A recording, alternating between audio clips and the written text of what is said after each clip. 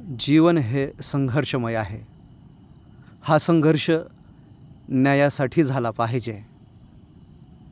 हा संघर्ष प्रदीर्घ काळ करावाच लागतो. अशा वेळी माणुसकीचा थांबा लागणे अत्यंत गरजेचे असते. मी डॉक्टर राहुल भगवान पालके आपल्यासमोर हाच विचार घेऊन या व्यवस्थेला जाब विचारण्यासाठी माणुसकीचा थांबा ही कविता आपल्यासमोर सादर करीत आहे. एसीमध्ये बसून फक्त विश्वास दिला जात आहे. दूषित हवेत मात्र श्वास घुटमळत आहे. बेभान माणूस हव्यासा पोटी पळत आहे. पळताना मात्र तो बरंच गमवत आहे. न्यायाचे दार ठोठावताना न्यायचं दार दाखवत आहे.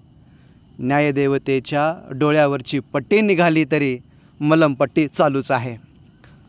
माणूस आता माणसाचाच घात करायला निघाला आहे. पायात पाय घालून दुसऱ्याची वाट अडवत आहे. माणुसकीला खरोखरच ही घरघर नाही का? प्रश्न मनाला पडत आहे. हातात काठी घेऊन माणूस मगरमिठी घेत आहे. कुणी सदग्रहस्थ पुढे येताच त्याला बाह्याचे दार दाखवले जात आहे. वाकडी वाट धरून ग्रहस्थालाच आडवे पाडले जात आहे. अस्वस्थ जाणीवांना तो प्रकट करताच त्याचाच पत्ता कट केला जात आहे. सभ्यतेचे हे मुखोटे घालून असभ्यतेचे दर्शन माणूस घडवत आहे. लोकशाहीची थट्टा आता कट्ट्यावरती रंगू लागली आहे. बेरंग झालेला माणूस गुण उधळण्यात मात्र मशगूल आहे. मातीसाठी राबणाऱ्या शेतकऱ्यांचे हाल होत आहेत. कर्जासाठी जेव्हा ते जमीन विकतात तेव्हा मात्र सरकार हवेत बार करत आहे. भ्रष्टाचार बोकाळला आहे. शिष्टाचाराचा इतिहास सांगताना फक्त धन्यता वाटत आहे. खुलेआम पैसा लुटला जात आहे. बंद दाराआड चर्चा सुरूच आहे. सामान्य माणसासाठी काळ बिकट आहे.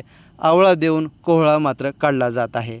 घराघरात देव आहे. माणसातला देव मात्र पाण्यात आहे.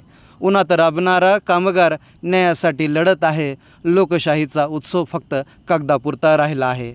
थांब माणसा तू आता थांब. माणुसकीचा थांबा घेतल्याशिवाय तुझ्या जगण्यात आता राम नाही. तुझ्या जगण्यात आता राम नाही. धन्यवाद.